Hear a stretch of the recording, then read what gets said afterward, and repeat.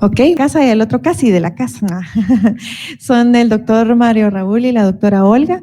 Bienvenidos, les agradecemos mucho por siempre estar en la disponibilidad de compartir sus valiosos conocimientos con nosotros y digerirlos y traerlos entendibles a nuestra facultad, ¿verdad? Que a veces nos cuesta un poco apropiarnos de todos estos temas. Así que les agradecemos mucho por haber preparado esta capacitación para nosotros y los dejo en el uso de la palabra. No sé quién de los dos va a empezar. Una breve introducción. Sí, ok, perfecto.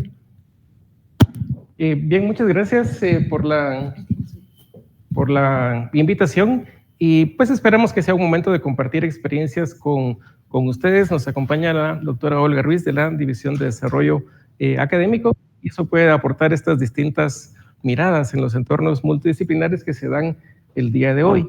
Y también pues aprovechar para mencionar de que hemos estado pasando por una serie de transiciones, pues de un entorno, vamos a decir, tradicional a después el entorno de la pandemia, pasar a los entornos virtuales y ahora otros retos que plantea la inteligencia artificial. Quiere decir que el entorno educativo es dinámico, siempre está cambiando y eso pues nos motiva a los docentes para continuar actualizando, innovando las dinámicas que se dan en el aula. Por supuesto, siempre desde una perspectiva crítica. Tenemos ya preparada una presentación, pero no sé si la doctora quiere comentar algo antes de proyectarla.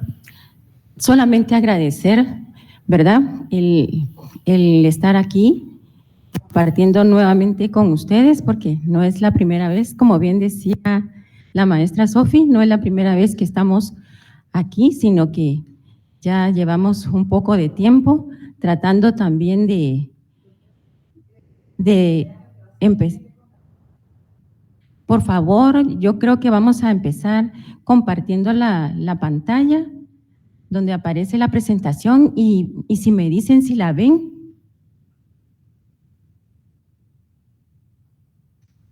Si ven la pantalla, por favor. Los que están conectados, muy bien. El tema que nos incumbe el día de hoy es cómo integrar la investigación en el aula.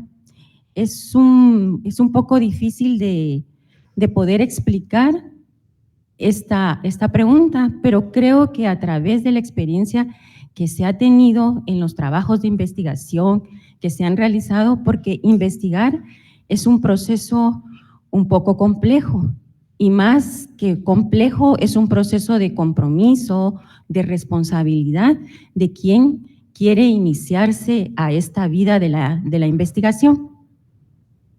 Por favor. Aquí estamos utilizando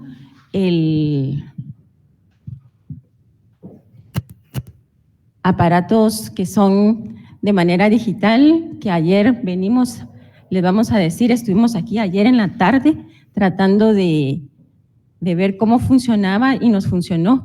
Nos hubiera parecido también muy importante que ustedes hubieran estado aquí de manera presencial para que observaran también esto, que las profesoras que están aquí lo van a poder ver. Tal vez pareciera que no es una cuestión difícil, pero creo yo que cuando uno empieza a hacer algo, estamos trabajando con ustedes en el Google Doc y ellas aquí lo están viendo también, por eso lo estamos trabajando de esta manera para que ustedes lo vean. Y aquí dice la investigación en arquitectura y diseño gráfico. Dice, la investigación es un factor muy importante para el proceso de enseñanza-aprendizaje, debido a que los docentes deben de investigar su tema antes de desarrollarlos. Eso era lo que les decía, el compromiso que tenemos como docentes, ¿verdad? Y la responsabilidad sobre todo para que los estudiantes se mantengan actualizados y nosotros mismos también del tema que vamos a impartir.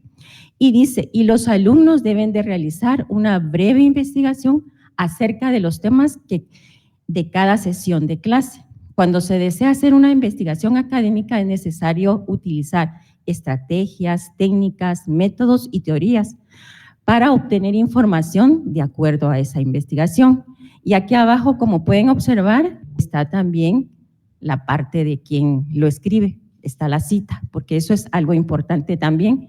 Al final, en la investigación, se debe de citar, y si vamos nosotros ya a contribuir en algo, pues también es la parte, creo yo, que más novedosa que hacemos después de las lecturas que tenemos acerca del tema que vamos a investigar. Ahora bien, el doctor les va a compartir algo en la pizarra, porque como esto lo queremos hacer un poco interactivo y además es un tema que ustedes ya conocen con respecto a estos procesos de la investigación, por eso les decía yo que era tan importante que hubieran estado aquí con nosotros para que lo vieran, pero también creo yo que están allí y si tienen preguntas, pues también es importante que ustedes nos puedan comunicar esas preguntas que vayan surgiendo alrededor de la experiencia que ustedes tienen cuando han hecho investigación en el aula. Bien, ahora los dejo con el doctor. Nos confirman si se ve la pizarra para los participantes en línea. ¿Perdón? Ah, ahí está. Va, muy bien, gracias. Bien, entonces, este es un momento de transición en cuanto al uso de estas tecnologías y en cuanto a estas transiciones que se han ido dando, vamos a decir aquí, estábamos en un tiempo de prepandemia.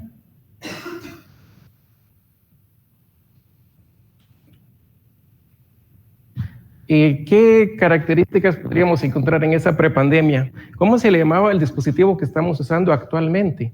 ¿O cómo se les llamaba a estos dispositivos? Espero que se miren en la cámara, ¿sí? ¿Cómo se llaman usualmente? Inteligentes, así se les llamaba, inteligentes. Esta es una cañonera inteligente, así se llamaba. Entonces, en esta prepandemia los dispositivos se llamaban inteligentes.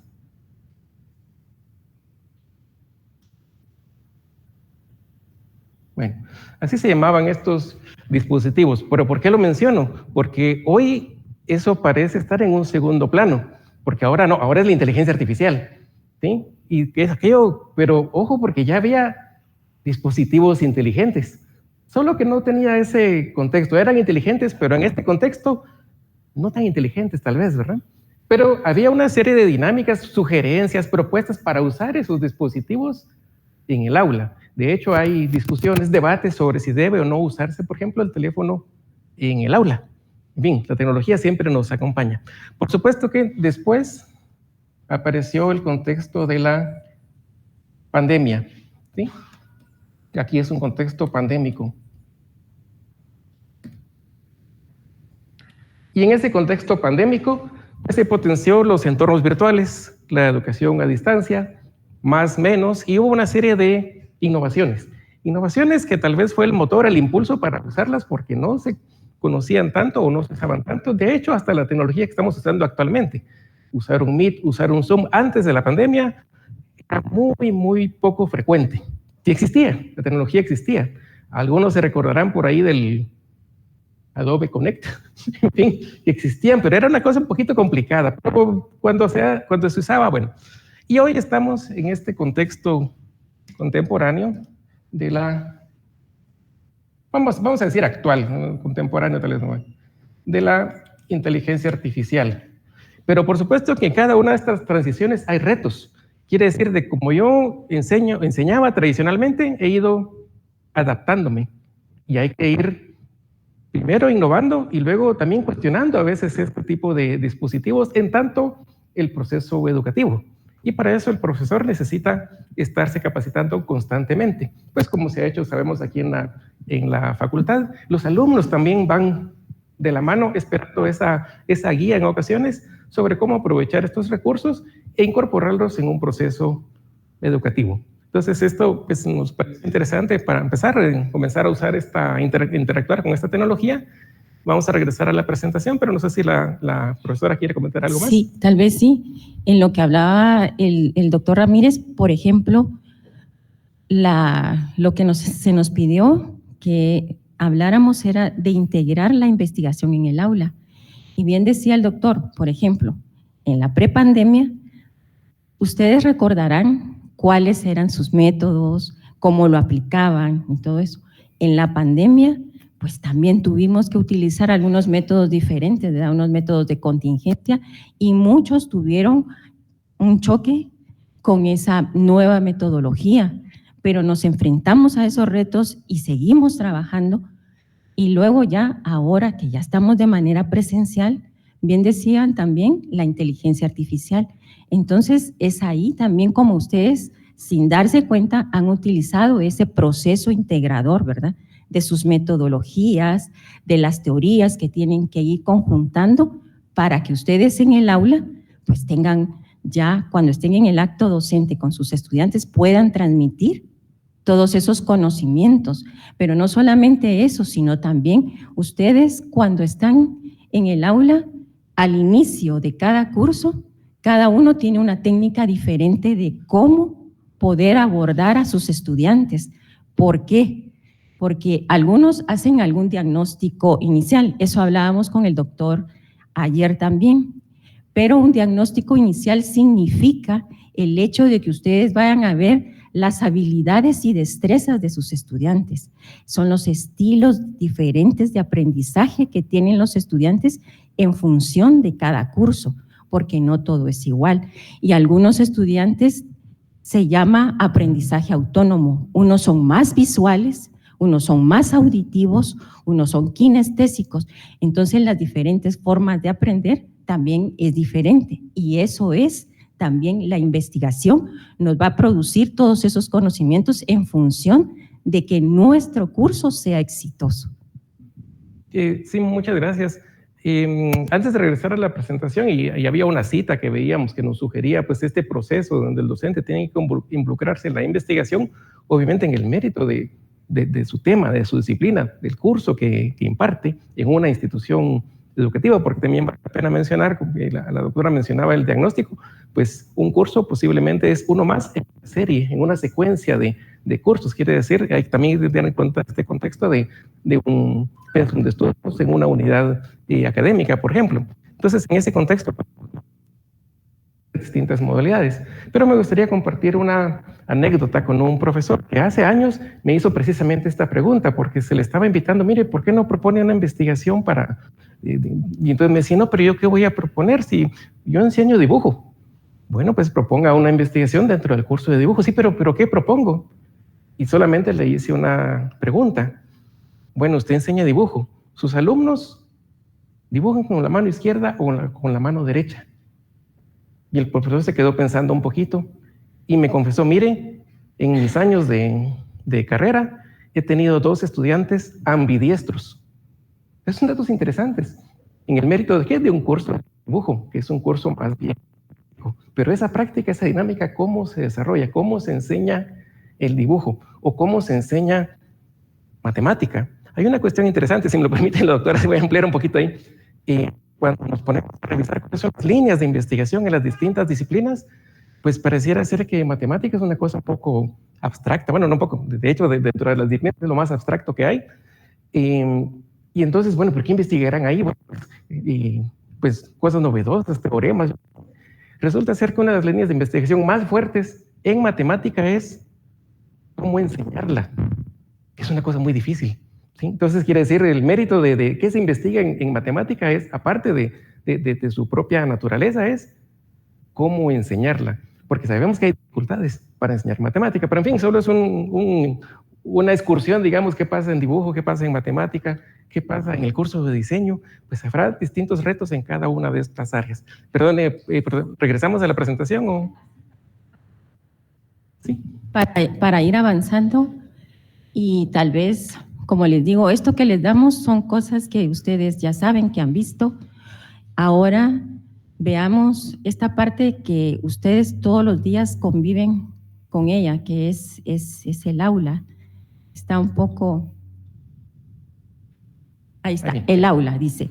Es descrita y vivida por muchos como un espacio jerarquizado y regulado que evidencia estructuras de poder que determinan, por tanto, la dinámica de las relaciones psicosociales de los ahí involucrados.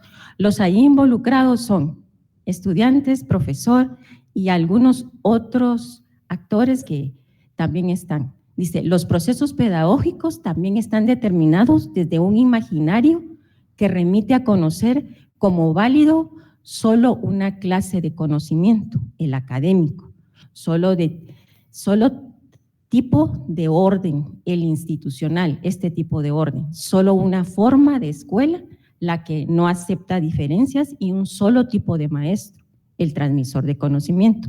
También ahí aparece la cita de quien dijo la descripción del aula, pero es tan importante ver que cada uno de esos a ustedes les recordará cuando están en el aula cada una de estas categorías, ¿verdad? Jerarquizado, estructura de poder, relaciones psicosociales, académico, institucional, que no acepta diferencias y que es transmisores de conocimiento. Algunos profesores que nos estarán escuchando a través de las redes, pues tendrán algunas cosas que comentar. Por eso sería tan importante que si tienen algunas dudas las vayan planteando de una vez dentro del chat, porque eso enriquece además ese flujo de conocimientos para que nosotros también estemos alertos a qué otros detalles podemos incluir en esto de la investigación y cómo integrar la investigación en el aula. Si pasamos a la siguiente, por favor.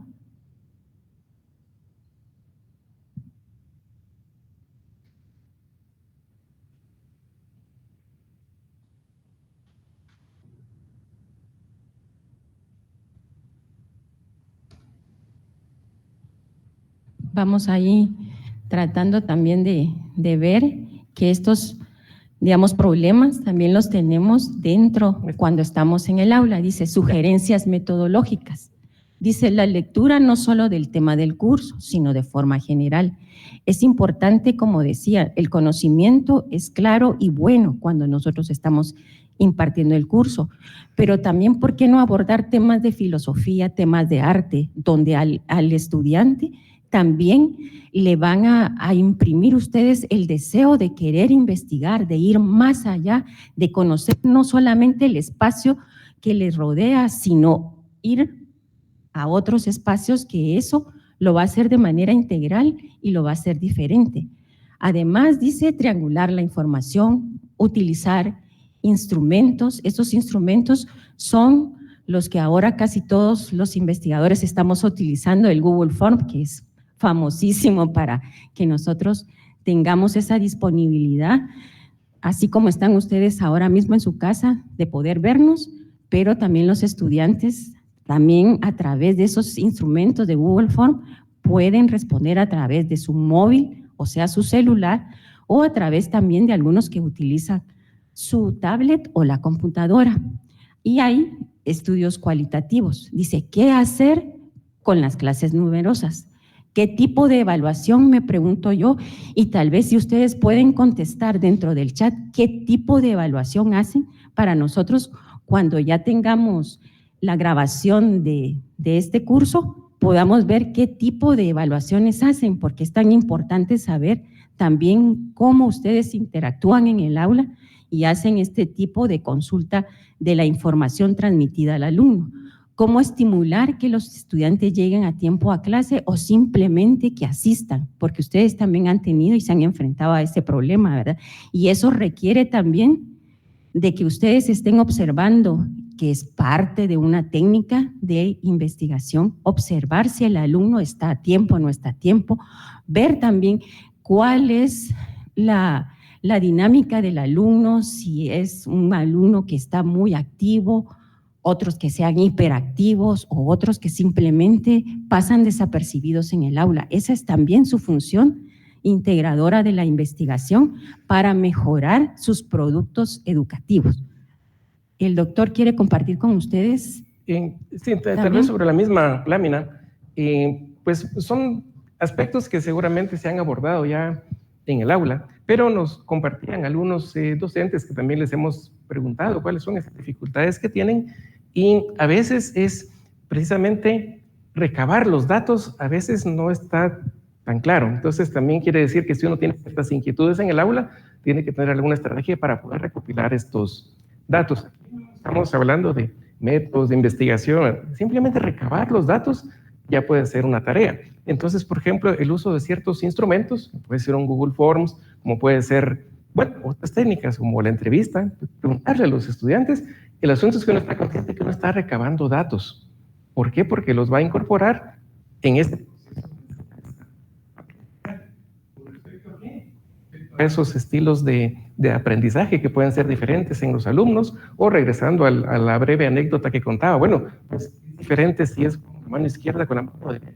¿Es igual el proceso? ¿O qué pasa con estos estudiantes ambidiestros con respecto a esos resultados? O su impacto también era de arquitectura o de diseño, dependiendo de la escuela en la que estemos.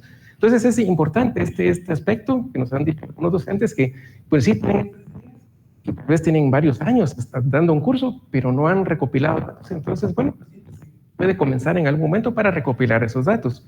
En ocasiones se mencionó aquí también la evaluación, pues se acostumbra todavía con nosotros en nuestro entorno educativo los exámenes. Pues los exámenes pueden ser una fuente de información, más allá de la calificación, digamos, lo que obtienen los estudiantes, y del tipo de evaluación que se haga, pues hay muchos datos que pueden emerger. En una ocasión estaba compartiendo sobre arquitectura clásica, pues los elementos que lo componen, y hay un elemento que se llaman los triglifos. Bueno, pues con diapositivas, explicación en el aula, aún así en los exámenes aparecían y cosas así muy, muy extrañas. Entonces vienen las cuestiones, bueno, ¿y qué pasa? Y haciendo la indagación, pues mire, pero lo vimos y estaba escrito, pues no. ¿Y qué pasa? Es que lo que pasa es de que un alumno, es que yo lo estoy oyendo. O sea, su estilo de aprendizaje es diferente. Algunos son más visuales, en fin. Y desafortunadamente una reverberación en el aula, y entonces no oía bien. Entonces le afectaba a cierto tipo de estudiantes ese tipo de detalles. Entonces quiere decir que hay muchas aristas que pueden desarrollarse a partir de estas anécdotas.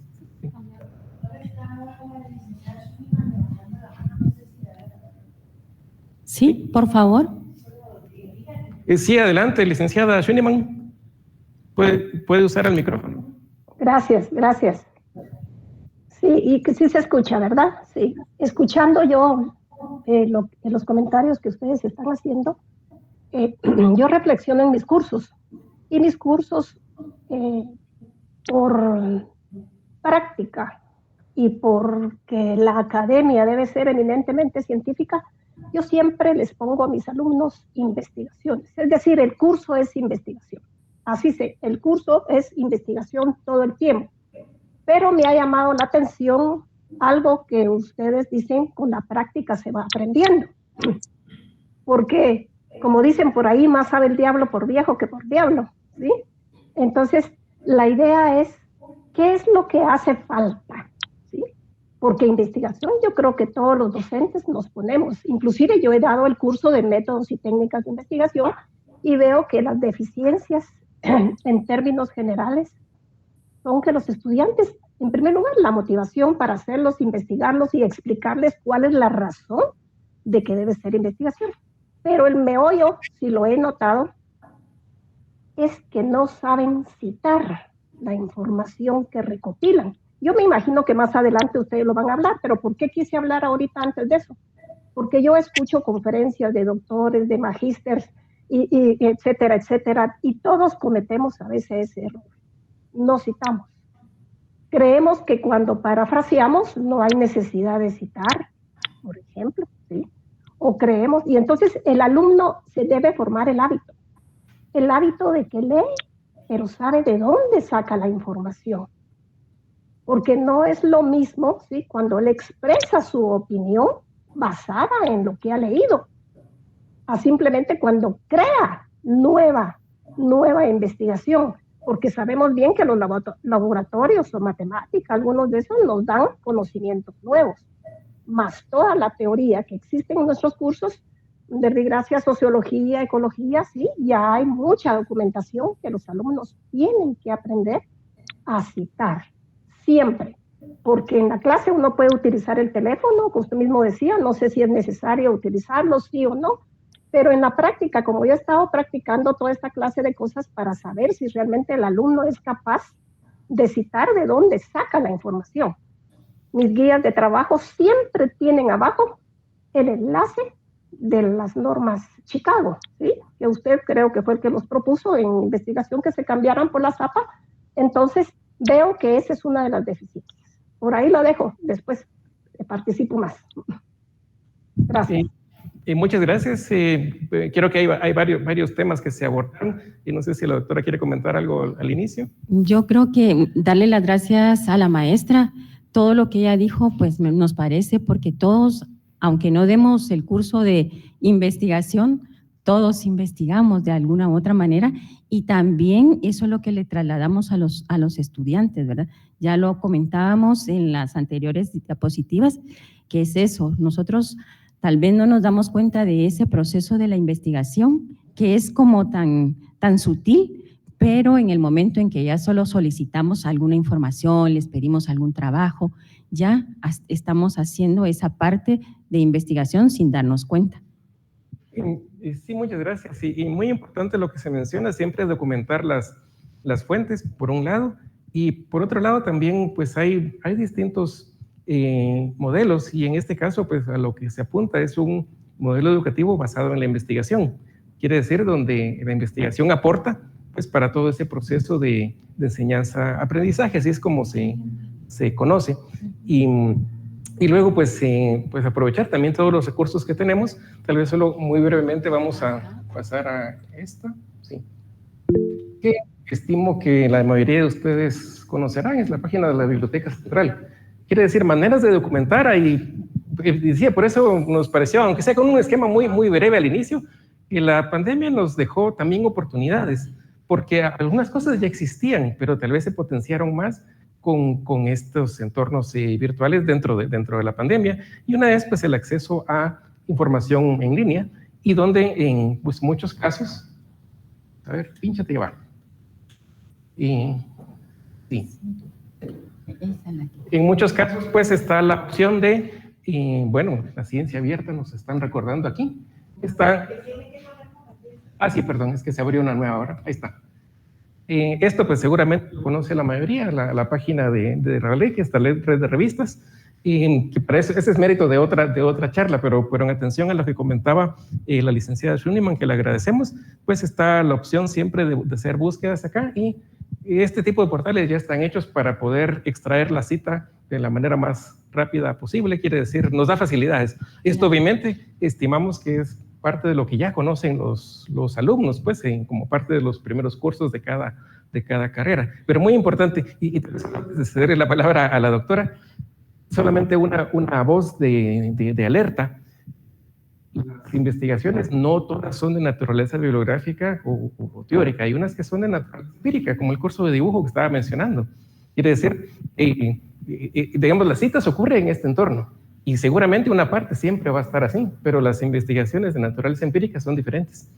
Lo que hay que hacer es la observación, hay que documentar, hay que contrastar, es otra cosa. Pero en todo caso muy importante, y esto es está al alcance de la mano, pero también destacar que en cursos en la Facultad de Arquitectura, que algunos son más teóricos, otros son teórico-prácticos y otros son más bien prácticos, pues puede haber distintas áreas en las cuales registrar la información. Otras vías, perdón. Tal vez solo me gustaría ampliar porque algunas de las profesoras que están aquí dijeron que no conocían estas bases de datos. Si ponemos la página principal a las cuales la Biblioteca Central, esto estamos hablando de la Biblioteca Central.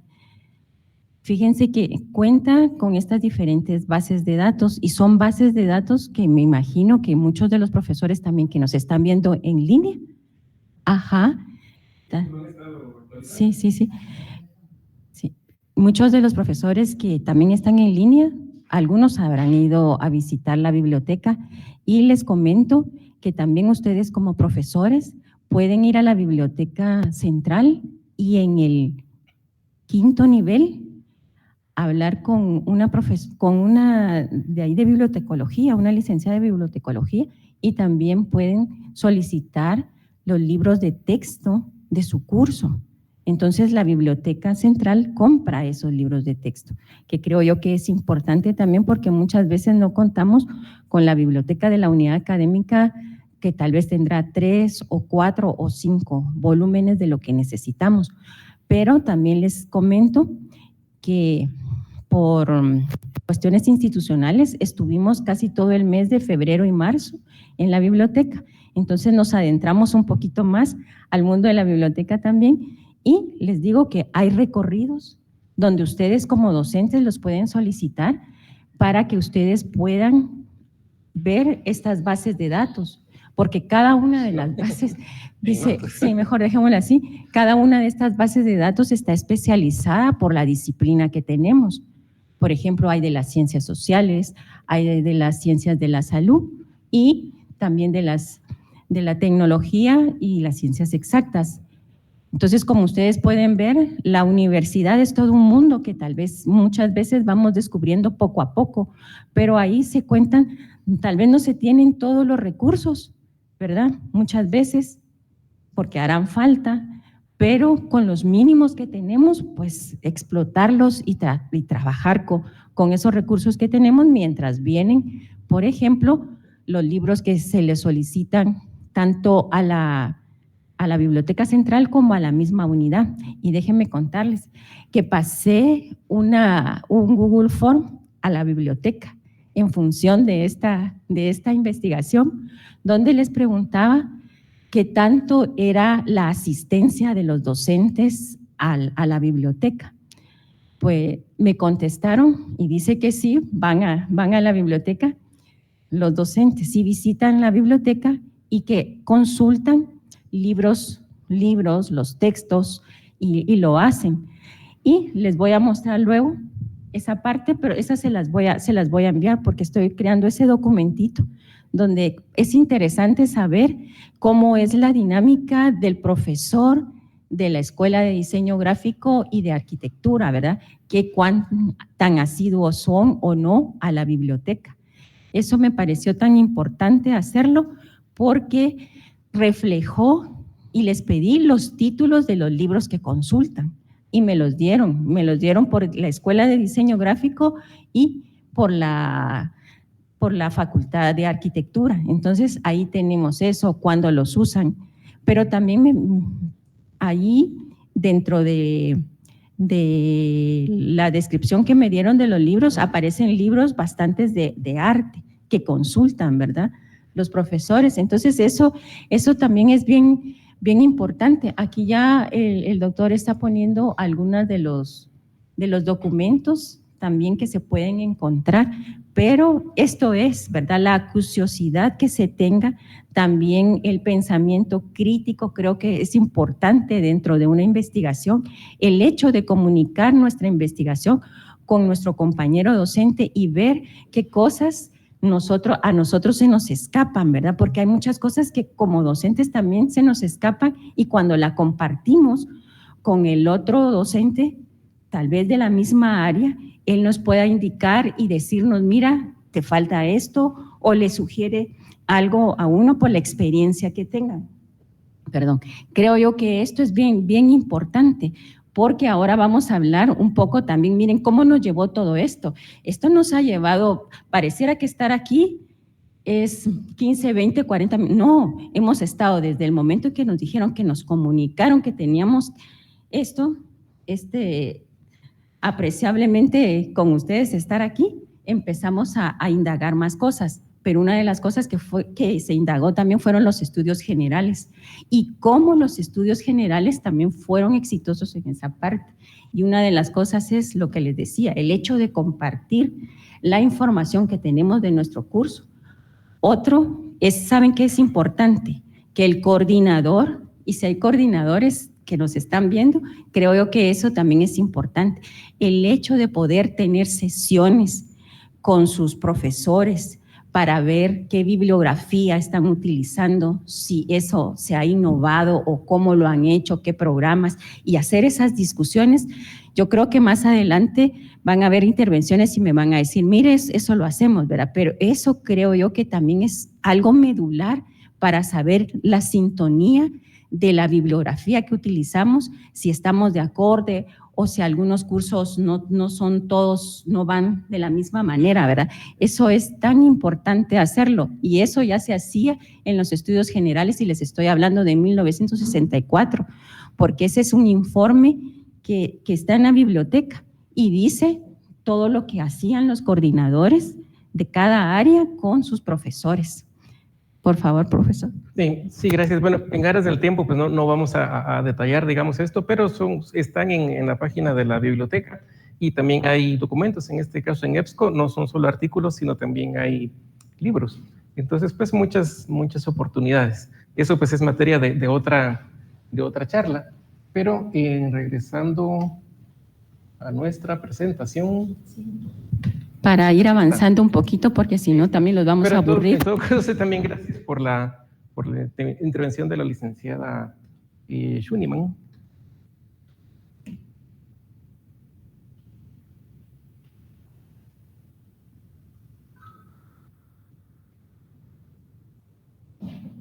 Bueno, si no le damos aquí, a veces se pone lento el... Ahí está. Y ahora tal vez aquí. ¿Quién necesitas? Para ver, no. Estamos en esta pantalla. Estamos ahora en el ejemplo, dice, de investigación en el aula. Todos sabemos lo mucho que cuesta mantener la atención durante un largo tiempo. Eso es lo que estamos tratando de hacer con ustedes, tratar de hacer varias técnicas para que no se nos pierdan un poco. Dice, las investigaciones, dice, no tan recientes, citadas por Víquez en el 2009, muestran que la atención baja notablemente a los 20 minutos o menos de clase. Hay mucho tiempo perdido en clase, sencillamente ¿por qué? Y ahorita les decimos, según Vic, por qué es que se nota esa parte de sentirse a veces cansado en la clase, poco estimulado. No, están aquí. Sí, perdí. Aquí las profesoras que tenemos dicen que sí, están animadas. Yo no sé cómo estarán ustedes desde lo virtual. Dice, los alumnos están pensando en otra cosa. Incluso los profesores, dicen, nos desconectamos y dejamos de atender cuando asistimos a conferencias o a largas reuniones, según Butler, Kayat, Bat y Smart en el 2001.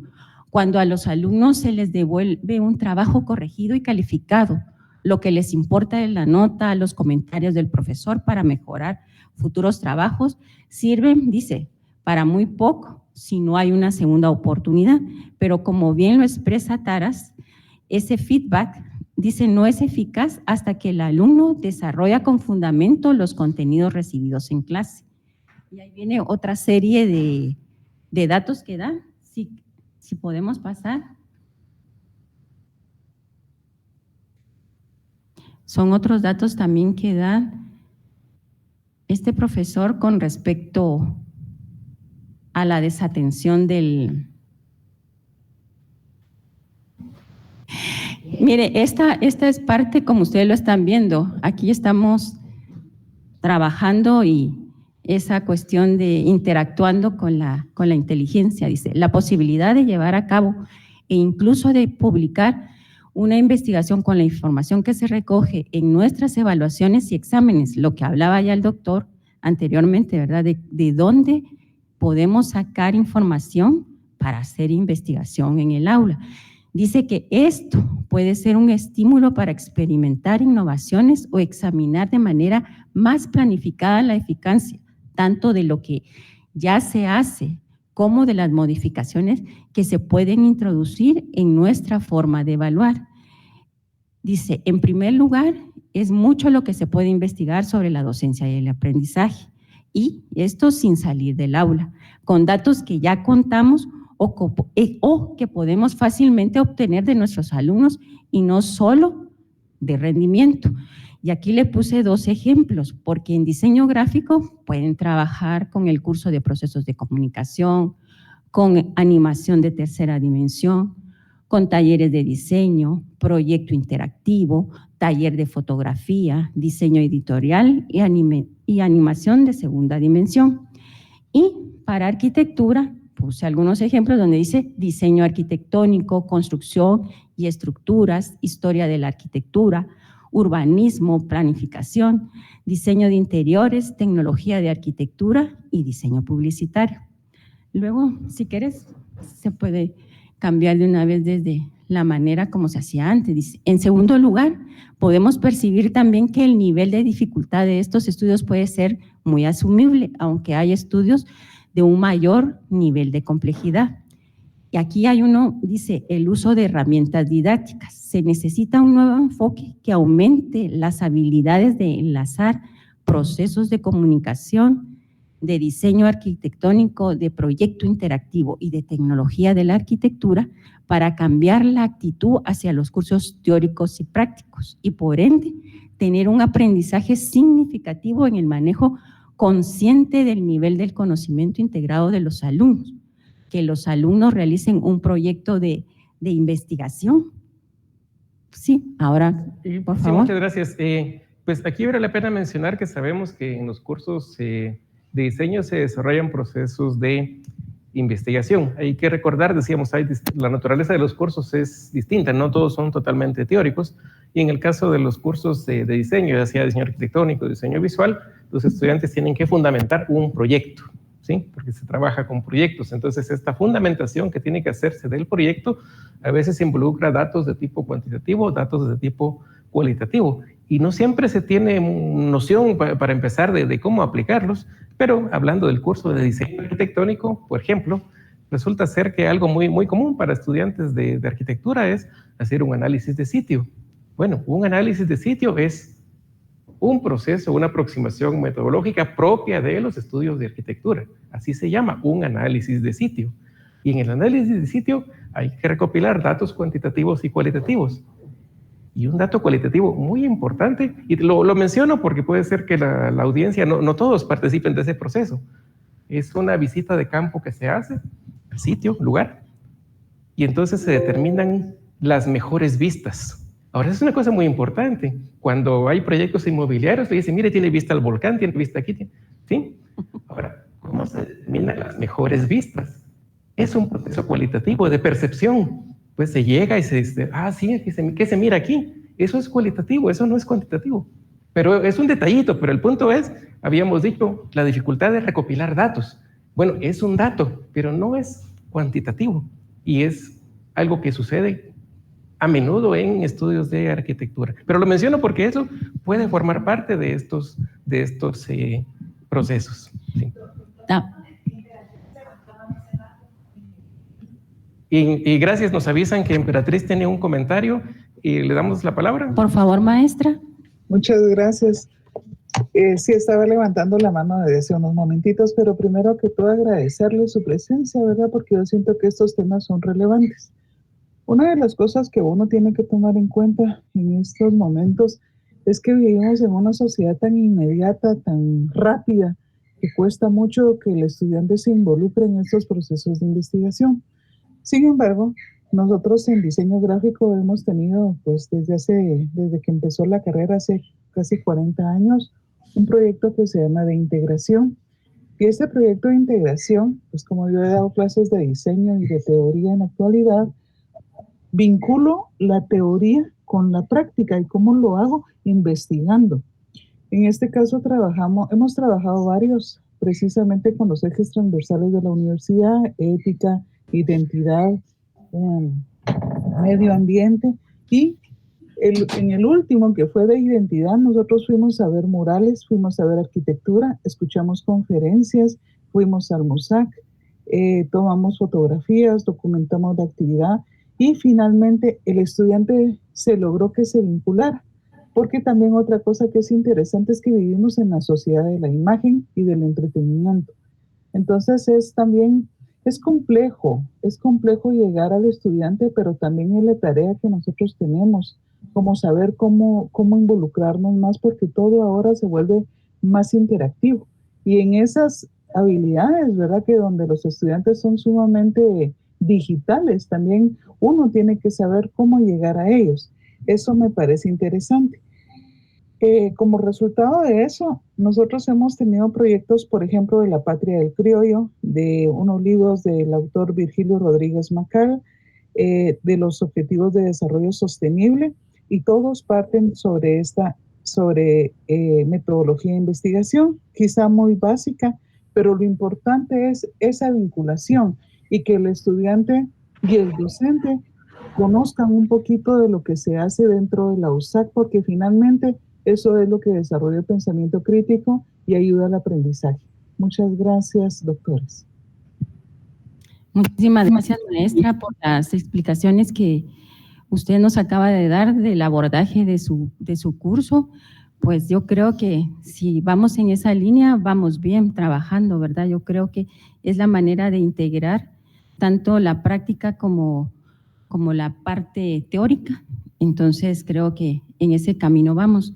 Me gustaría también, por favor, compartir con ustedes dos experiencias, ya que hemos hablado de experiencias que han sido fuera. Me gustaría compartir con ustedes experiencias que hemos tenido aquí adentro y en esta misma aula. Era el año del 2016 cuando iniciamos a trabajar el seminario, pero le llamamos seminario de investigación. No sé si me hace el favor de ponerme lo del Congreso. Entonces empezamos a trabajar porque creímos que eso es importante también, ¿verdad? La episteme, la cuestión del conocimiento, en función de que el docente también se mantenga con ese pensamiento crítico, analítico y esto. Y déjenme comentarles que tuve la oportunidad de trabajar aquí con los profesores. Trabajamos como les digo, ese seminario de investigación en el año 2016 y en el año 2017 se nos da que podíamos ir a participar en el congreso, en un congreso de Chiapas, que es en el Congreso Mesoamericano. Y como les digo, esa sí fue investigación en el aula, porque los profesores y algunos molestaban de los participantes al seminario, decía que los había agarrado yo de conejillo de indias, pero eso es falso, porque se hizo un experimento. Nosotros leímos un libro que era el libro de Piaget, de la epistemología del espacio, y cada uno tomó un capítulo. Entonces a mí me tocó el capítulo del fenómeno del espejo o el fenómeno de la inmersión. Y dentro de esa explicación, así como estoy el día de hoy, cada uno teníamos que explicar nuestro capítulo. Entonces vine, pero yo lo quise hacer como más interactivo en esa parte. Entonces colocamos un espejo aquí, en esta pared, recuerda, ¿verdad? Sí, en esta pared colocamos un espejo. Entonces lo que queríamos ver era si, en primer lugar, los profesores se daban cuenta de que había un espejo, en realidad, ¿verdad? Porque muchas veces pasamos, y esa es otra parte y un factor determinante en la investigación, el hecho de la observación. Nosotros como docentes, como investigadores, tenemos que estar siempre alertos a nuestro alrededor. No se nos tiene que escapar nada, porque si hay algo nuevo, algo mal puesto, ¿verdad? Nosotros tenemos que estar, como dicen los jóvenes, con esa chispa. Entonces se puso ese espejo aquí, compramos un espejo y lo pusimos aquí, y a la par… Todavía tengo el espejo. Ajá, y a la par había un sobre donde decía tome uno.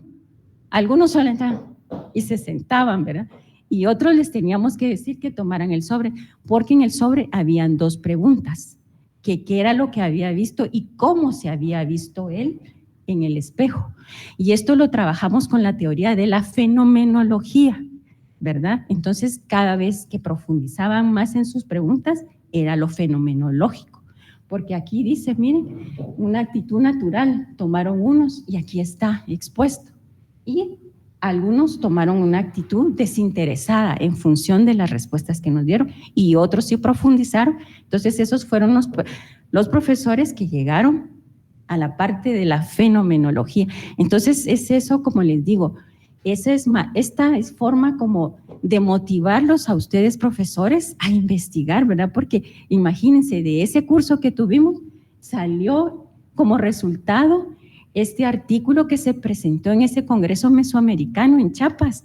Y miren, las personas que asistieron y cuando se expuso, pues se quedaron así y preguntaron porque sí era una manera cómo conjugar todo eso del fenómeno del espejo con la fenomenología, ¿verdad? Porque se trabajaron varias cosas y el hecho que es un producto del resultado de un curso del seminario que ahora se llama Seminario de Epistemología, que en ese entonces se llamaba Seminario de Investigación, tan importante. Entonces, miren, pues este es un ejemplo. O sea, eso es para motivarlos y que ustedes digan, dentro de poco poder ustedes también escribir y también motivar a sus alumnos a hacer de esta manera, ¿verdad? Son cosas que son productos del resultado, no de un poco tiempo, sino miren, les estoy hablando del 2016 hasta llegar al 2024 que estamos ahora y estamos en eso, ¿verdad? Trabajando en esa parte de la investigación, con artículos, con revistas, con capítulos de libro, tratando de hacer simposios, tratando de hacer congresos. Entonces, eso nos va nutriendo. Lo vemos, pero vamos paso a paso. Y este que tengo aquí es otro ejemplo de esto mismo, porque en mi división, donde yo pertenezco a la División de Desarrollo Académico y que trabajo para el Departamento de Investigación, llegaron profesores de la Facultad de Ingeniería que querían recibir el curso de filosofía. Entonces, el curso lo impartió el profesor que da filosofía en el área social humanística de ingeniería, es Rogelio Salazar, el licenciado Rogelio Salazar. Entonces, empezamos a recibir también con él. Fueron como 2 meses que él llegaba todos los miércoles a impartirnos el curso. Y él, este es producto de él, esto ya no es, pero sí estuvimos en el abordaje de él. Entonces, él, de ese curso, salió este libro. Entonces, esto es también otra manera de motivarlos a ustedes, porque la investigación, de veras, que cuando uno siente la investigación, de veras se siente uno tan feliz de poder ver que estos son sus hijitos. Entonces, miren, él sacó este libro que se llama ¿Es posible la ética?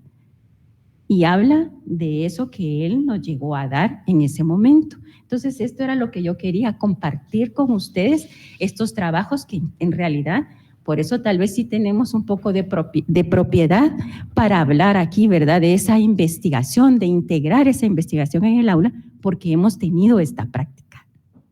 Por favor, doctor. Sí, muchas gracias. Y tal vez solo para ampliar muy brevemente la anécdota, y agradecer también el apoyo de la EDA en estos años que lleva ya el Seminario de Vida, donde hay profesores que se han ido sumando, integrando en el seminario con estas reflexiones epistemológicas sobre el objeto de estudio, sobre cómo se accede al objeto de estudio, sobre cómo se enseña la arquitectura.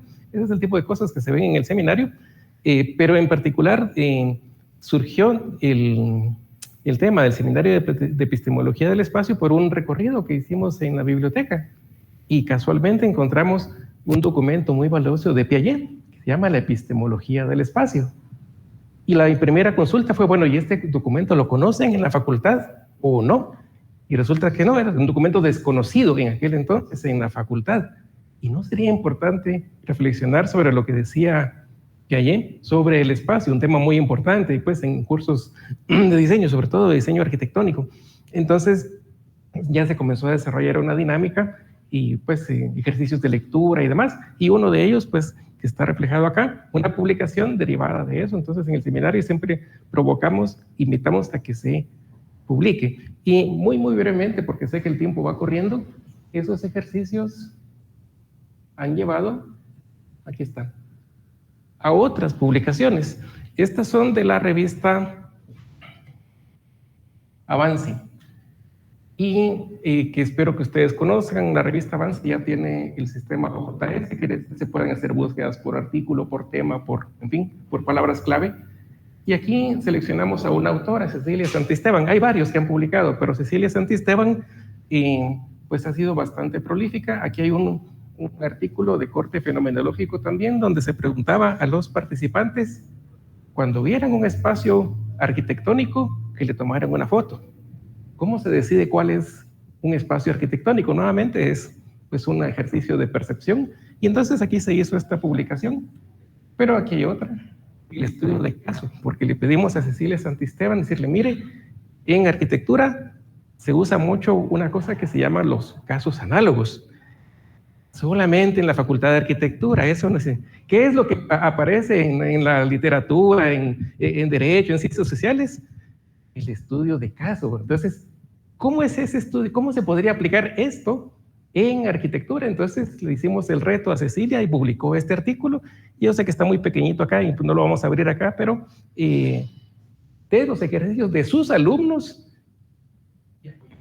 en la teoría pues, que fundamenta el estudio de caso como método de investigación, pues produce un artículo que está en la revista Avance. Y también este otro, ay perdón, ahí se nos fue un poquito el, vete, aquí está. Ha tenido otros, por ejemplo, el socioconstructivismo y las prácticas didácticas en el curso de diseño arquitectónico. Quiere decir que ya hay cierta producción de docentes que reflexionan sobre su práctica educativa en el proceso de enseñanza-aprendizaje con temas muy específicos. Entonces es una invitación para no solamente de estos que están expuestos acá, sino que puedan ustedes hacer las búsquedas sobre temas relevantes que puedan dar en el mérito de los que se dan en las dos carreras. Pues, bueno, y agregaríamos también de la escuela de posgrados. Pero no sé, en aras del tiempo regresamos a la presentación. ¿Sí? No sé cuánto tiempo tenemos para... Porque todavía queríamos hacer el ejercicio de terminar con porque hay algunas conclusiones que tal vez les pueden interesar a los profesores. Dice, seleccionarán actividades y generan situaciones significativas para facilitar la construcción de conceptos, ejemplos, balance, contraste, alineación, proximidad, repetición y espacio. Y no sé si ustedes dirán por qué de esos colores hemos puesto, porque hemos tratado de simbólicamente, ¿verdad?, hacer que todos los conceptos que les acabo de mencionar, pues son de diseño gráfico. Y estos otros conceptos, el arte y la técnica de proyectar y la construcción de edificios para satisfacer las necesidades del ser humano a través de la forma, la funcionalidad y los preceptos estéticos, pues son categorías o conceptos que se utilizan en la arquitectura. Dice, utilizar la propuesta del aprendizaje basado en problemas, en algunos casos con el apoyo de las tecnologías de la comunicación y la información. Ya estos casos ya los verá la maestra Sofi, que ya también nos ha llegado allá a la DDDA a impartir cursos sobre lo del avance, cómo poder utilizar la tecnología en el aula también, ¿verdad? Entonces también a ella nos parecería importante que motivarla a que hiciera también un artículo con respecto a cómo ha sido también la respuesta de los profesores con respecto al uso de la tecnología, ¿verdad? Y todos los inconvenientes que ustedes ven en cada una de las actividades que tienen, porque no son iguales todas. Entonces, eso les proporciona información para que ustedes puedan recopilar y hacer un pequeño artículo, ¿verdad?, sobre esto. También a XL, que nos acompaña siempre, que está ahí, pues motivarlos a los dos para que los dos pudieran también dar esa perspectiva de lo que ustedes ven en el momento que llegan con los profesores y cómo ustedes ven, dicen, estos medianamente saben utilizar el micrófono o no, ¿verdad? Tan importante todo esto, sí. Y dice, aquí hay otra, dice, se seleccionarán actividades y generarán situaciones significativas para facilitar la construcción de conceptos. Este ya lo habíamos visto, dice, realizar prácticas en escenarios reales. Es esto, ¿verdad? Como los ejemplos que les di, que son tan importantes, utilizar modelos como un póster, como representaciones en tercera dimensión, usar también el aula virtual. Y yo creo que ya estamos casi llegando al final, si podrías pasar la siguiente. Dice fomento de actitudes y valores. Esto es bien. Para mí, tal vez porque soy del área social humanística, creo yo tan importante fomentar actitudes y valores para los estudiantes y para nosotros también como docentes, ¿verdad? Dice fomentar valores y actitudes, creatividad, innovación, complejidad, interacción, responsabilidad social, ética, estimular al alumno y aprender a actualizarse permanentemente, desarrollar la abstracción, análisis y síntesis y generar habilidades de gestión de la información, crear una conciencia desde el primer día en el aula acerca de cómo asociar a casos reales para que de esta manera, al término del programa, el alumno integre lo que ustedes solicitaron aquí, ¿verdad? Integre ese proceso de investigación, todos los conocimientos adquiridos. Y aquí hablábamos del diagnóstico inicial, que también ya se les hizo un poquito de descripción cuando iniciamos, ¿verdad? ¿Qué tan importante es eso para conocer cómo aprenden sus estudiantes,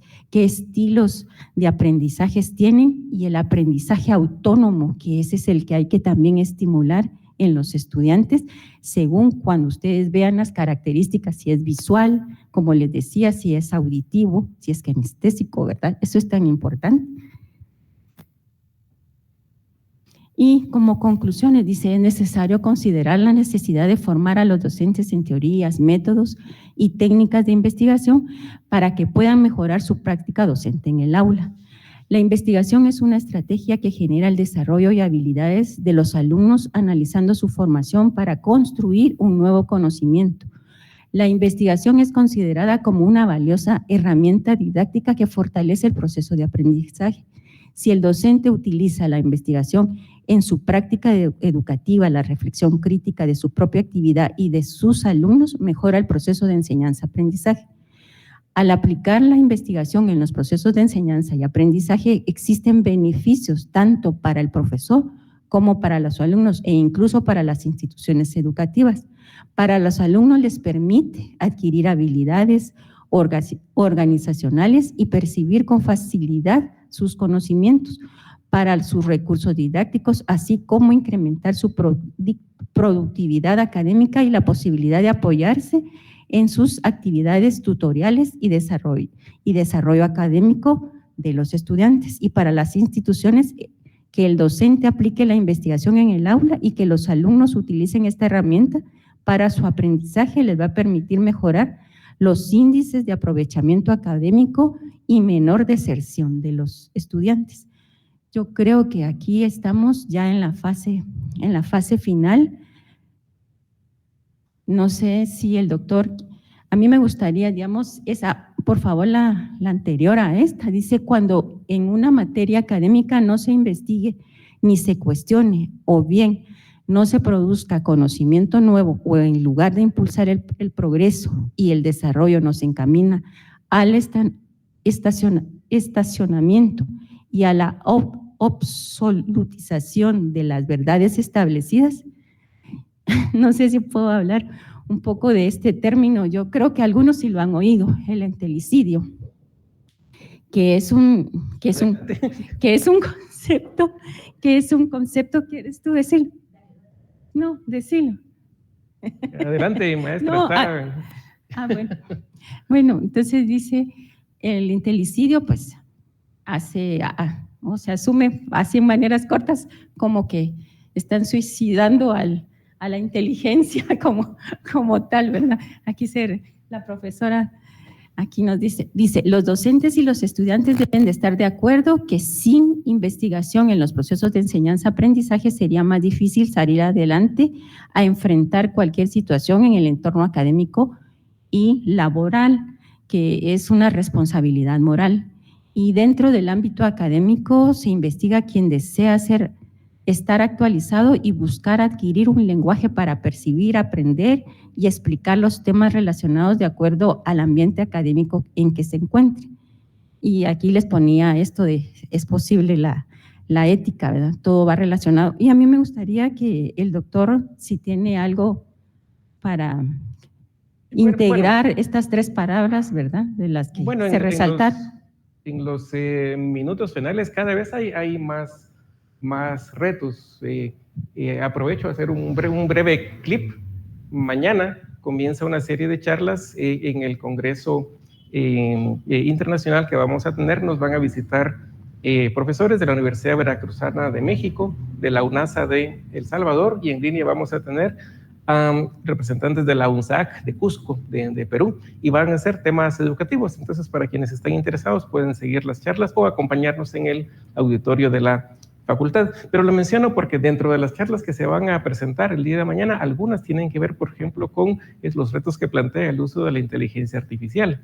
Y platicando también en el seno del seminario, resulta ser que estos aspectos éticos cobran relevancia, sobre todo en la formación del estudiante, en el sentido que hasta hay ciertas plataformas que promueven, mire, use estas tecnologías porque son indetectables. Quiere decir, úselas y nadie se va a dar cuenta. Entonces, eso, ¿dónde cae eso? Pues aquí, porque no es cuestión de que se den cuenta, no se den cuenta. Por supuesto de que viene la otra ola de otros mecanismos para poderlo comprobar, pero en el camino lo que queda es ese cuestionamiento ético que tiene que nacer pues en docentes. Entonces, esos, digamos, son temas que se van a abordar más el día de mañana, pero solo para no dejar pasar la oportunidad que precisamente estamos en una época de transición, por eso nuestro diagramita inicial, y ahora pues con esta corriente de inteligencia artificial, que tampoco es nueva, pero que está de moda ahorita, pero tiene cuestionamientos éticos, de derechos de autor, también una cantidad de cosas. Esos temas se van a abordar mañana en el Congreso. Yo creo que ya finalizamos. No sé si hay alguna... un par de diapositivas y todavía había una dinámica, pero no sé, el tiempo nos dice esto cómo... La dinámica, si quieren, se las dejamos a los profesores, que es bueno también, ¿verdad? Que se haga. Es una sopa de letras que tenemos, utilizando también cada una de las categorías que vimos aquí que vimos aquí en el aula, y aquí está la bibliografía que podemos compartir con ustedes y si ustedes también, no sé si les van a pasar también esta sopa de letras. Para nuestra audiencia en línea les van a pasar un pequeño instrumento que ha diseñado la profesora. Sí, se pasa esto porque es parte de si quieren ustedes lo hacen ahora mismo, y si no, pues se lo llevan, ¿verdad? Porque yo creo que esto es también una parte también así como de estimularlos a ustedes en función de los conceptos que hemos visto en este momento, y agradecerles por su atención y permanencia, ¿verdad? Si tienen alguna pregunta, comentario, alguna observación en estos minutitos que nos quedan, pues para nosotros sería bastante bueno recibirlas, porque eso nos hace mejorar, ¿verdad? Lo que estamos haciendo. Me voy a acercar acá.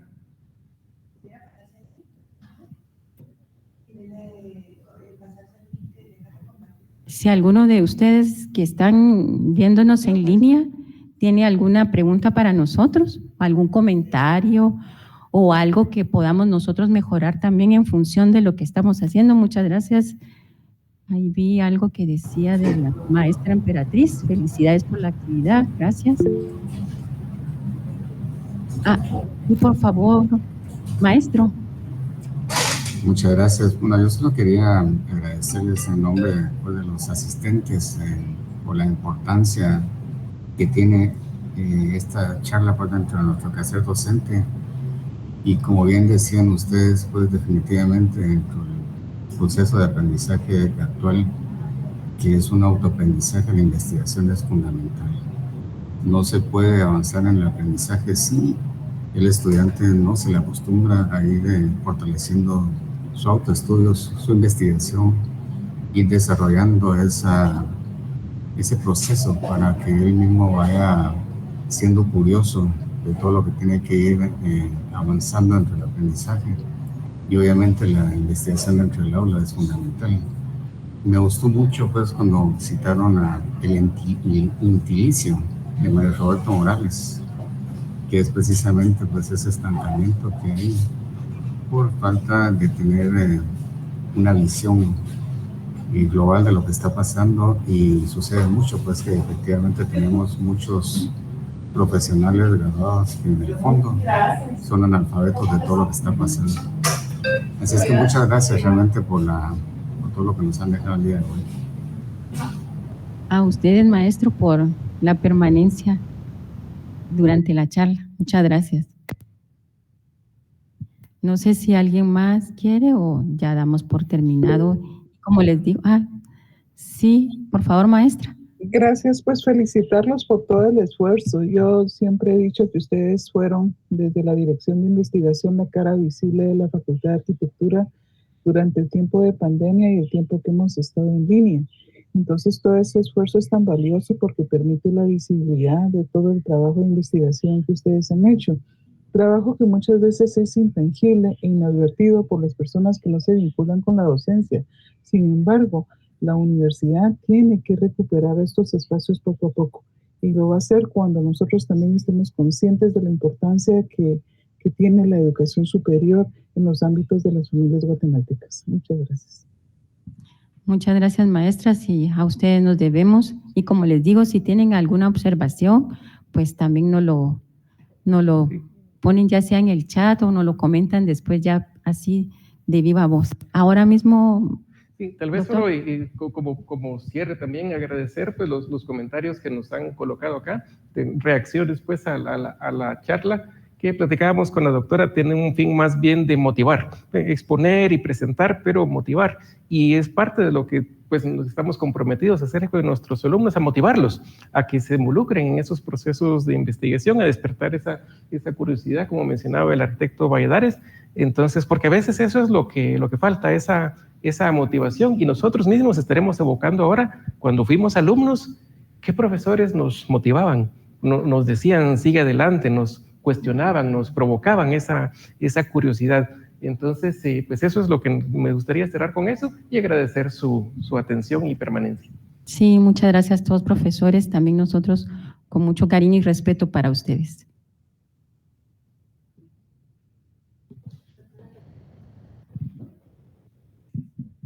Bueno, excelente. Gracias, doctores, por haber estado con nosotros compartiendo el día de hoy. Véngase para acá. El día de hoy, este tema tan importante, creo que fue la información muy digerible, ¿verdad? Ya me retaron, me dejaron con un reto, así que vamos a trabajar en eso. Y seguramente les vamos a estar pidiendo apoyo a ustedes porque pues ustedes son los expertos en esto y pues ojalá que todos nos vayamos con un reto hoy, no solo yo, ¿verdad? Y queremos pues en agradecimiento haber compartido con nosotros el día de hoy, darles un pequeño reconocimiento que dice así: la Universidad de San Carlos de Guatemala, Facultad de Arquitectura, Dirección de Planificación, Unidad de Innovación y Actualización Docente, otorga el presente diploma de reconocimiento a la doctora Olga Edith Ruiz, y de igual forma al doctor Mario Raúl Ramírez, haber compartido con nosotros la conferencia Cómo integrar la investigación en el aula, el día 22 de mayo del 2024, y de enseñada a todos. Y este reconocimiento lo firma el decano, el arquitecto Sergio Castillo Bonini, y el director de planificación, el arquitecto Carlos Valladares. Así que un fuerte aplauso para ustedes y gracias por su conocimiento.